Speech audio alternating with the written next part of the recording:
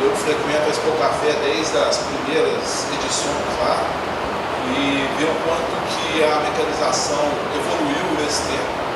E com certeza foi muito boa parte disso aí, foi em função do que se discutiu, do que foi trabalhado aqui na Expo Café e toda a tecnologia que foi levada. Eu vou falar um pouco hoje aqui sobre a comunicação cafeeira na era digital, que não tem muito a ver com a comunicação, mas tem a ver com tecnologia.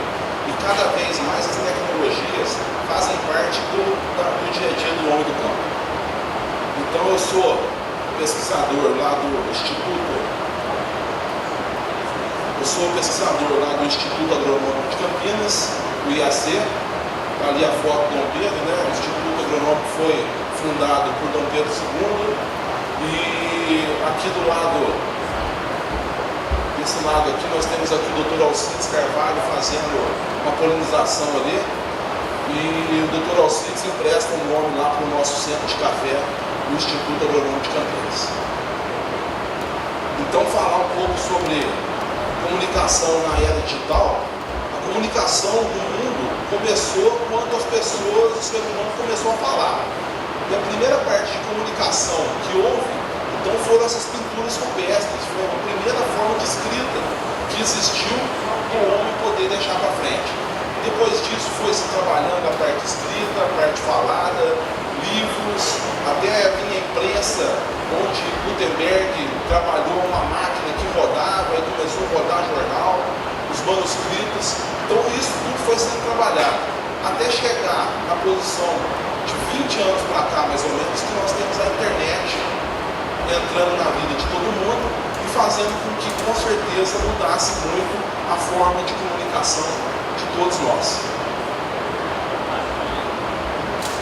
Então, a comunicação, ela antes era feita por um jornal, por uma rede de televisão, alguma coisa, e hoje, na verdade, ela é feita de todos para todos, através de várias plataformas de mídias digitais que existem aí na internet, né? É possível, então, aí, por exemplo, Twitter, MySpace, LinkedIn, Facebook, Orkut, são várias plataformas de redes sociais e mídias sociais. E eu vou poder falar um pouco para vocês hoje aí o que nós estamos fazendo em relação ao café, utilizando essa tecnologia.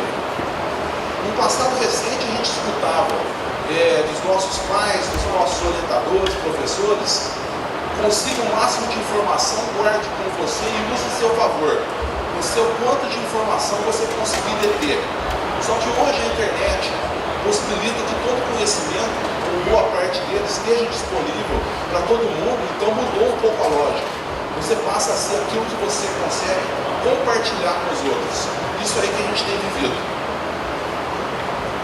Então, falando de cafeicultura e redes sociais, em 2006 teve início uma iniciativa que se chamava Peabilirus, que é uma plataforma de mídia social que foi criada no âmbito do Consórcio Pesquisa do Café e do Conselho Nacional do Café, e aqui tem várias pessoas que participam conosco nessa rede há 13 anos, daí o Zé Mário, que desde a primeira reunião estava com a gente, né, participando.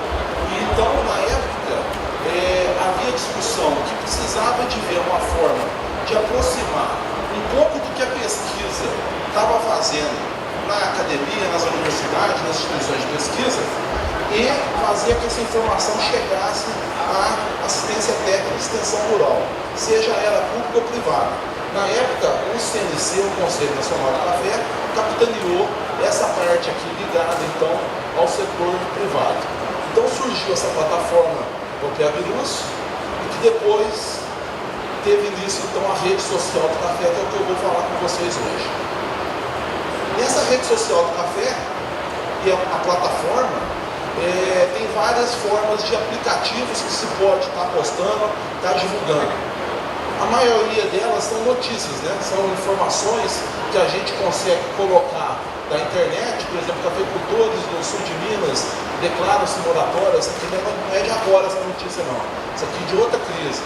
EPAMIG, definidas mudanças para Expo Café. Então, esse tipo de notícia, que de parte escrita, é possível também se colocar vídeos, fazer transmissões ao vivo via internet também para essa rede, colocar apresentações de PowerPoint, né, dentro da rede e imagens, gráficos, então tudo isso aí trazendo a informação do setor cafeeiro. A ideia nossa, quando surgiu a rede, era pegar e utilizar essa nova tecnologia que estava sendo trabalhada mais para entretenimento, para que pudesse ser utilizado em prol do cafeicultor e dos técnicos da assistência técnica e extensão rural. Então eu vou falar aqui para vocês, de forma prática, 3 casos que nós tivemos, onde a rede possibilitou essa construção do conhecimento. Esses 3 casos que eu vou citar aqui, eles são casos clássicos que aconteceram, mas isso vem acontecendo direto na rede. Então são algumas informações que são trazidas por pessoas e que outras pessoas vêm debatendo depois e construindo dessa forma aí. O primeiro estudo de caso aqui é a contaminação por pesticida pode fechar o mercado japonês aos cafés do Brasil. Isso aí, saiu essa notícia aqui, ó, em 2009, então a rede surgiu em 2006, a gente estava começando a aprender a mexer com a rede e ver as possibilidades que ela tinha. Essa notícia saiu no dia 9/6 de 2009 e foi colocado lá na rede, e depois, 5 horas depois, nós vimos aqui, ó, que a Márcia Yoko, que é uma degustadora de café e que fica muito no Japão, escreveu: olá pessoal, como estou aqui direto na fonte de que realmente a situação é bem séria. A legislação para importação de alimentos no Japão é muito rigorosa, e começou a discutir isso aí. Hoje em dia, a hora que a gente vê esse tipo de coisa, já faz parte do cotidiano nosso, que a gente já está acostumado com o Facebook, com o Twitter, com o WhatsApp. Isso aí hoje é muito normal, mas há 10 anos atrás, isso aqui foi uma coisa que realmente foi inovadora. 5 horas depois de uma notícia postada, numa plataforma nacional, você tem a informação direto do Japão. E com isso aí começou o debate, a discussão, um monte de gente em relação a esse problema desse defensivo, podendo fechar então o mercado japonês aos cafés do Brasil. O Jorge Oda, que trabalhava na Serrade Coffee lá em Patrocínio, é um cara que trabalhava muito no mercado japonês também. Ele fez uma postagem na rede que ele colocou no porto no Japão já encontra-se alguns containers de café sem autorização para entrada, barrados pelo órgão de inspeção japonês. Estão exigindo um laudo de análise do café, causando transtornos. Então essa informação que ele trouxe para a gente não havia sido vinculada em lugar nenhum ainda.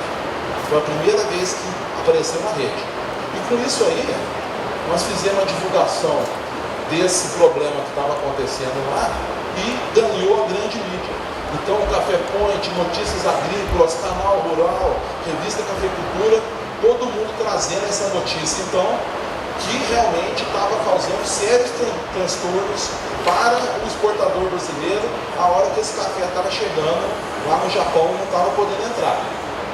Então foi a primeira vez também que nós vimos o potencial que a rede tinha, além de pegar a notícia e jogar para dentro e levar para as pessoas, de estar gerando conhecimento e fazer o inverso, de oferecer esse conhecimento para a grande mídia também, que foi o caso aqui. E com isso aí, então, na época, começou a pipocar a notícia. Está aqui uma carta do CNC, que foi encaminhada, então, para o Ministério da Agricultura.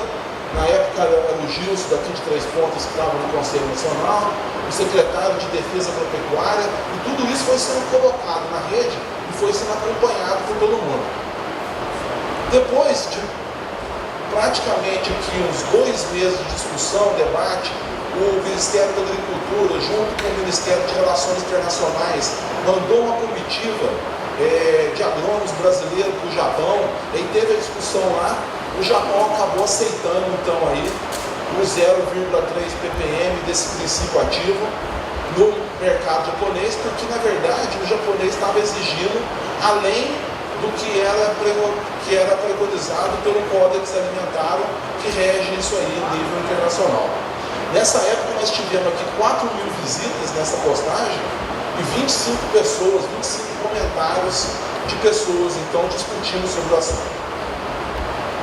E depois o Secafé, que é o Conselho dos Exportadores de Café do Brasil, criou esse programa aí, que nós apoiamos, inclusive, falando sobre o café seguro, sobre a necessidade do tempo de carência, da aplicação de produtos e tentando trazer mais informações aí para o técnico e para o cafeicultor.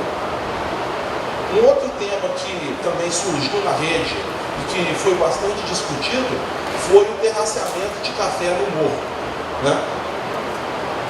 Isso daqui, nós estávamos aqui em 2010 e lá na fazenda Recreio, que é em São Sebastião da Grama, ali encostado com Poços, o Diogo, que é o dono da fazenda, começou a fazer os terraços lá para experimentar numa área. Ele tinha ido na fazenda da Fumaça em Taconde, viu os meninos fazendo terraceamento lá e resolveu experimentar também na propriedade dele.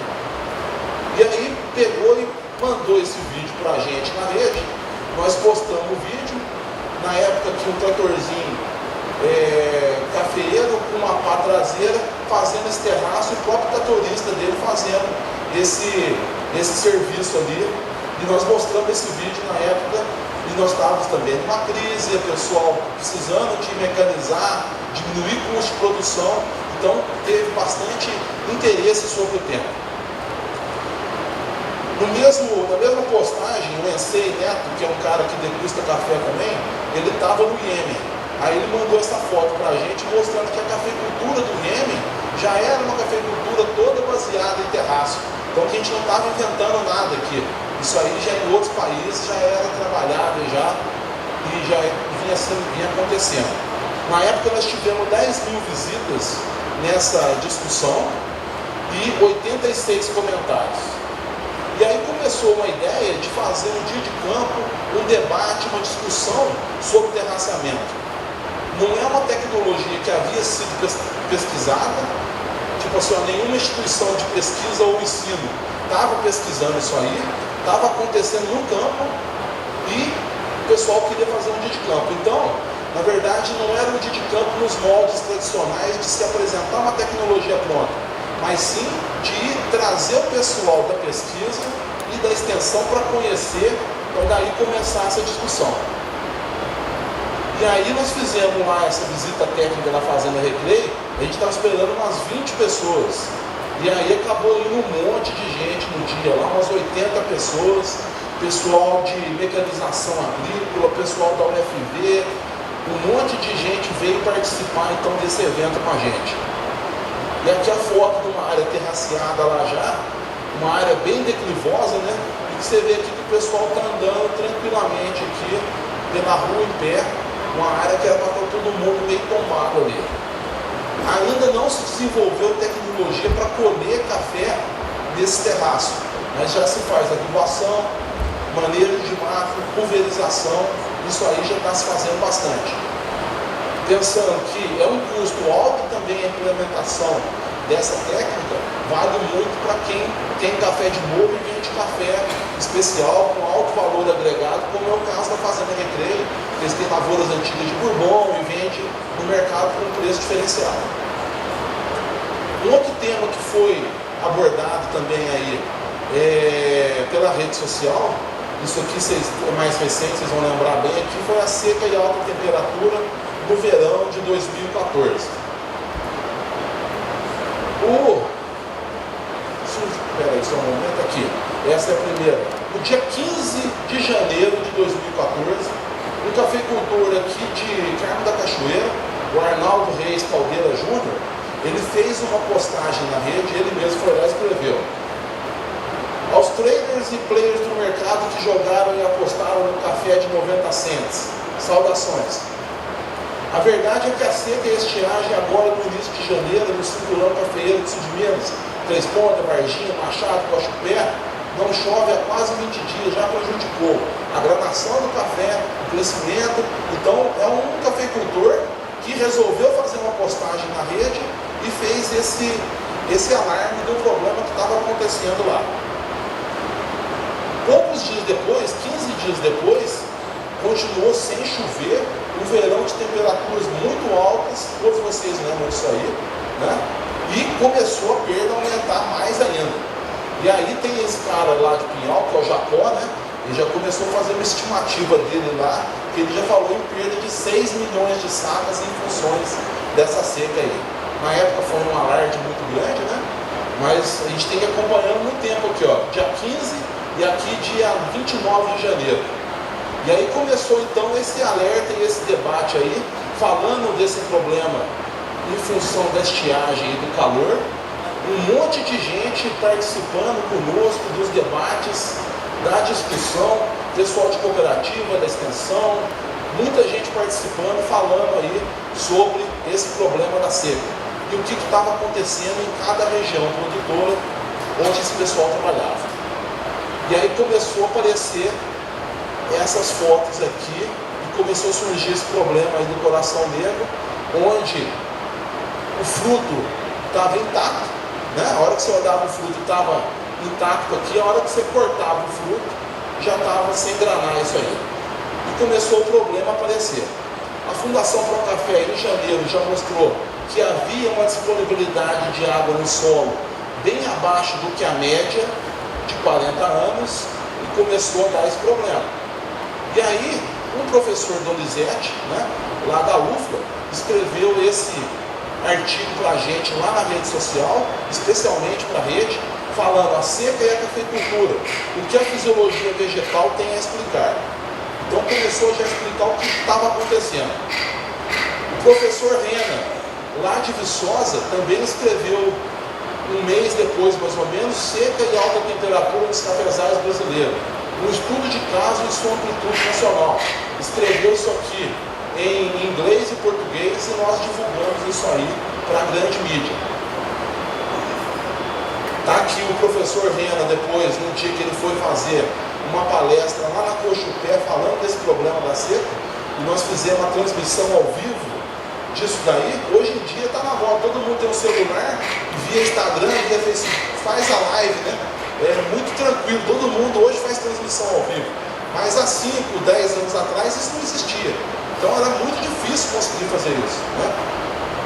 E aqui depois o Procafé mostrando que passado mais um tempo a disponibilidade de água no solo estava pior ainda. Isso aí estava acarretando esse problema nos frutos de café. O Furlan, aqui da Furlan Corretora aqui de Varginha, fez um estudo fotográfico muito interessante, mostrando aqui o que estava acontecendo, como é que eram os frutos intactos e o que estava se observando, acontecendo nas diversas lavouras cafeeiras daqui do sul de Minas e do Cerrado da Mogiana. Essa foto também, acho que foi o pessoal daqui da Cocatrel que fez, mostrando aí o que estava boiando, né, de café. O normal é você ter uma pequena camada que boia, isso aí é normal, de fruto xoxo. Aqui a gente vê quase 70% de fruto, o fruto intacto por fora e xoxando, né? A Fundação Procafé foi a campo, fez uma previsão aí de safra entre 40 e 43 milhões de sacas. E numa reunião do GTEC Integração, que nós tivemos lá em Poços, a nossa equipe da rede social do café, utilizando o conhecimento desse monte de gente aqui, dos 200 agrônomos que compõem os diversos GTECs do Brasil, o pessoal fez uma estimativa também e nós fizemos um vídeo com 21 depoimentos sobre os impactos da seca e do calor excessivo na produção de café. Então tem um monte de gente conhecida aí, né? Aí o Salvo está aqui o Ednardo lá da Bahia, o colega de Araguari, Volney, Tomaziel, o Serginho de Caratinga, o Serginho de Manhuaçu, o Bioi, o Joel Fal, então um monte de gente aqui, o André participou disso aí, nós pegamos o depoimento de cada um, mostrando o que estava acontecendo na região. E isso aí também ganhou a grande mídia, então, mostrando que essa construção do conhecimento pode ser feita, então, utilizando essas mídias sociais aí em prol da cafeicultura. E aí, a hora que a gente foi aprofundar um pouco sobre esse tipo de estudo social e o que estava acontecendo, Aí nós descobrimos que vários estudiosos chamavam isso aí de crowdsourcing, que é um modelo de produção que utiliza a inteligência e os conhecimentos coletivos e voluntários espalhados pela internet para resolver problema, criar conteúdo ou desenvolver tecnologia. Resolvendo problema e até mesmo para pesquisa e desenvolvimento. É a nova crescente ferramenta da inovação. Então as pessoas todas trocando ideia a respeito de um tema, você pode estar buscando uma solução melhor aí. Então falar um pouco aí sobre a rede, o que a gente tem construído nesse meio tempo. Isso aqui é um estúdio que nós temos lá na Universidade Federal de Lavras. Quando eu fiz o doutorado lá, nós conseguimos aprovar um projeto FAPEMIG e que nós montamos esse estúdio lá, que está aí o Leonardo, que é colega nosso, que fica lá, jornalista, ele que toca isso aí com a gente lá. Eu hoje voltei para Campinas, para o IAC, mas o Leonardo mantém essa nossa sala ativa lá em Lavras. E aí nós fizemos muitos vídeos e o pessoal falando, aqui está o Edinaldo, o Rubinho, o César, o Zé lá de Alfenas. Então um monte de conhecimento, de troca de informação e mostrando o que estava acontecendo em cafeicultura. Fora isso aí, a rede, nós também temos uma página no Facebook e uma página no Twitter, sempre utilizando essas mídias para trazerem as pessoas para dentro da rede e para poder acessar a informação em café. O pessoal fala, a internet está acabando com o povo não sai mais de casa, as crianças não brincam, né? Então a gente está tentando utilizar a internet, a ferramenta da internet, para que possa gerar conhecimento para o setor cafeeiro, para melhorar a condição de vida da turma. Outra coisa que nós temos também mais recente é o Instagram da rede social do café, né? Então se vocês quiserem anotar aí, @rede social do café. Não vai funcionar aqui, porque aqui não funciona a internet de quase ninguém. Mas depois vocês marcar aí, rede social do café. Então as notícias de café que saem diariamente na rede e que são postadas, todas elas aí também são colocadas lá no Instagram. E fora isso, os grupos de WhatsApp, né?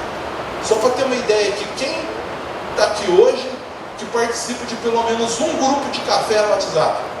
Levanta a mão, por favor. Né? Acho que a maioria da turma participa de grupos de WhatsApp, buscando informação, conhecimento, debate, briga, né? Tem de tudo, né? Então, outra forma que nós utilizamos também é participar dos diversos grupos do WhatsApp, apresentar as principais notícias de café da rede social nesses grupos, e aí, através do link, direciona para a nossa página da rede social, onde está a notícia, onde está a informação. Uma ação que a gente fez bastante, que hoje tem feito menos, é esse batismo digital do café, que é o cadastramento das pessoas a receberem as notícias de café no e-mail. Só para eu ter uma ideia aqui, quem de vocês recebe as notícias do PEBRUS via e-mail? Uma turma boa, hein? Né? Então depois eu vou pegar também aqui o pessoal, Fábio, o e-mail de todo mundo, e a gente faz o cadastro dessa turma aí e começa então a receber notícias diárias de café. Mas uma ação que a gente fazia várias vezes era o batismo digital do café, que era participar de alguns eventos, e aqui, por exemplo, foi na Expo Café, onde a gente tinha até um standzinho, uma equipe nossa da rede social do café, e fazia o cadastramento das pessoas online aqui. Nesse caso aqui, a gente estava batizando o Zé Edgar, da Fundação Pro Café, né? Então eu, apesar de não ter tanta idade, eu sou responsável pelo batismo digital do Zé Edgar. Outra coisa que nós fizemos também é divulgação em artigos científicos e em capítulos de livro, falando sobre essa rede social do café e o que está sendo feito em torno dela. Dia de campo virtual é uma ação que a gente tem feito bastante também. E hoje a gente tem duas ações, dia de campo virtual e o cardápio de palestra. A gente costuma participar de alguns eventos, por exemplo, hoje está tudo sendo filmado aqui, depois a gente consegue subir para o YouTube, e quem quiser assistir essas palestras aqui, no outro momento, revisitá-las, vai estar disponível lá. A mesma coisa é a dinâmica de campo que acontece aqui na Expo Café. Nós vamos em cada uma das estações daqui da Expo Café, filmando cada uma das estações, subimos para o YouTube e fica disponível também. Então muitas vezes as pessoas não conseguem deslocar e viajar, mas conseguem a momento em casa de noite assistir uma palestra, um debate, alguma coisa interessante aí que possa agregar alguma coisa para o dia a dia dela. Então aqui está o exemplo de dia de campo virtual. Aqui, por exemplo, aqui um dia de campo da Fundação Pro Café, por exemplo, que é sistema de espaçamento, enxertinho, substituição de cafezais, uma palestra com a estação do Matiello, onde você pega aqui, por exemplo, cria o link e tá lá, você clica aqui, consegue assistir o que foi apresentado aí há 3, 4 anos atrás, falando sobre essa parte aí de enxertinho e substituição. Então nós temos um grande banco de dados de conhecimento de café armazenado na rede nesses últimos 13 anos de trabalho aí. Algumas outros levantamentos aí, um do Alisson, por exemplo, Fundação Pro Café, mais um dia de campo. Aqui o 10º Encontro Sul-Mineiro de Cafeicultores, que acontece lá na UFA, sempre uma parceria da Emater junto com os meninos do NECAF. Todo ano também a gente faz a filmagem, disponibiliza para o pessoal. Aqui outro dia de campo virtual, no caso aqui Pamig, Walter, Rodrigo Luiz da Cunha, Ciência Móvel aqui com o Vicente. Tudo isso continua disponível na rede. Então tem muito conhecimento armazenado lá. Alguns números da rede, para mostrar para vocês o que tem sido feito. Nós fomos criados em 2006, e aí, 3 anos depois, nós completamos 500 mil visitas. Na época foi um negócio que não existia, falar que uma rede social voltada para a agricultura tinha 500 mil visitas. E a mídia deu um grande destaque para isso daí. O pessoal veio entrevistar a gente, saiu lembrar para o café, Conselho Nacional do Café, muita gente destacando essas 500 mil visitas que a gente tinha conquistado em 3 anos. Um ano depois nós já pegamos e já batemos 1 milhão de visitas. Depois 5 milhões de visitas. Em 2014, 10 milhões de visitas. Então o crescimento foi exponencial, chegando em mais pessoas, trazendo mais informação e fazendo com que o conhecimento gire, né? Hoje, atualmente, esse print que eu fiz ontem, a rede está com 21 milhões de acessos já. Então nós já atingimos aí em 13 anos 21 milhões de acessos. Isso aqui, a gente acompanha a rede desde 2007 pelo Google Analytics, que é uma ferramenta de análise de redes sociais. E vocês veem aqui que ao longo dos anos está crescendo, né? Então, a internet é muito difícil você manter uma coisa viva. Geralmente um site aparece, ele expande e morre. Ele aparece e morre, né? E a gente tem conseguido ao longo desse período aqui manter a rede crescente, né? Esse ano aqui que nós estamos aqui, nós estamos com uma audiência muito boa, trazendo mais pessoas, mais informação girando. E esses buracos que tem aqui, é sempre o mês de janeiro, que eu saio de férias, aí eu deixo a rede dormindo um mês lá. Então está aqui para mostrar a necessidade de estar se mediando, de estar apresentando, de estar preparando os e-mails, as formas de conversar com as pessoas, para que a informação realmente chegue. Não só eu, mas tem em janeiro muita gente de férias, né?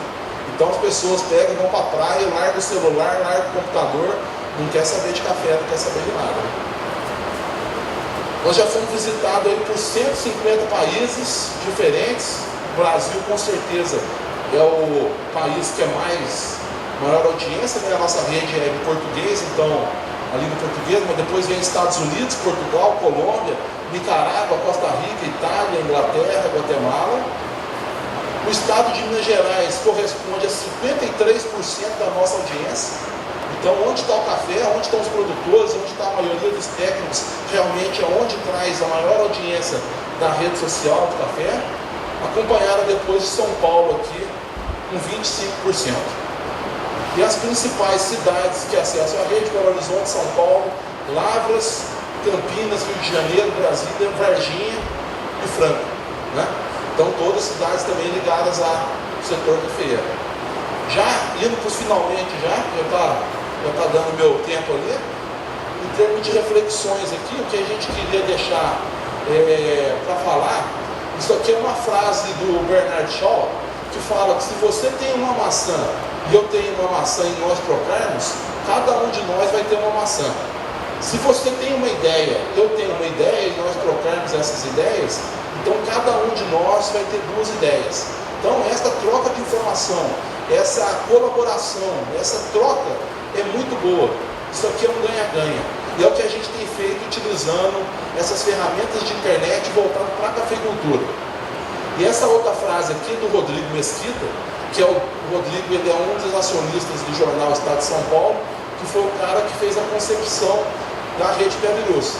Ele falava que a mídia em massa oferece o conteúdo e a inteligência coletiva cria um novo conteúdo. Então é isso que a gente vem trabalhando. As redes sociais são capazes de reduzir a barreira à inovação. A construção dos conteúdos e do conhecimento ocorre de forma coletiva e participativa. Um processo contínuo de construção do conhecimento. Os canais de comunicação são desobstruídos. A internet e as redes possibilitam a quebra de barreiras geográficas, temporais, financeiras e culturais. E o que ocorre é a democratização da edição e também da difusão do conhecimento. Isso aqui eu tirei de um livro que chama Wikinomics, que é a economia colaborativa, e é muito interessante que está escrito lá, que fala que nós devemos inovar com os usuários ao invés de inovar internamente. Compartilhar com todos em contraposição ao guardar para si com ciúmes. E construir praças públicas no lugar de jardins murados. Isso aqui eu utilizo muito para falar que nós da academia, Instituto Agronômico, IAC, Universidade de lá, Universidade de Viçosa, somos muito cobrados por publicações em revistas internacionais, esse tipo de coisa. Mas que o muito mais importante do que gerar essa informação e publicar isso aí em anais de revistas e tal, é fazer a informação chegar nas pessoas. Então esse evento aqui hoje, por exemplo, é uma oportunidade que nós temos há 10 anos, um simpósio de mecanização que está buscando fazer o conhecimento chegar nos técnicos e no cafeicultor. Então eu acho que isso aí, a gente está construindo praças públicas no lugar de jardins murados. Não adianta eu publicar um conhecimento numa revista em alemão, que vai ter 3 pessoas que vão ler essa revista, vão citar essa revista, e o agricultor que está aqui, e que é a pessoa que deveria chegar à tecnologia, isso aí não chegar. Então eu acho que toda essa forma que a gente tem de utilizar a rede, e da EPAMIG, do IAC, da UFRA, de todas as instituições de pesquisa, em estar fazendo dia de campo, esse tipo de ação de simpósio, seminário, é democratizar o conhecimento e a ciência, né? Então, nós estamos falando aqui de um universo que a rede proporciona aí, que tem muita coisa ruim, com certeza a internet trouxe muita coisa ruim, mas tem muita coisa boa. Tem que saber onde é que navega e como é que navega. E saber se posicionar aí. Então está aqui, www.rede social do café, meu e-mail aqui, sergiopereira@iac.sp.gov.br, aqui meu Instagram, Pereira Cafés, e eu queria agradecer muito aí o professor Fábio, o César, a turma da EPAMIG, né? Eu sempre falo que eu me sinto parte da EPAMIG, tá aí o Regis também, a turma toda aí. Eu sinto parte da EPAMIG, eu trabalhei na EPAMIG em Machado 4 anos, depois fiz meu mestrado, meu doutorado na UFRA, mas sempre fiquei muito vinculado à EPAMIG, e quando eu estou aqui eu me sinto em casa. Queria agradecer mais uma vez a oportunidade e coloco à disposição depois. Obrigado.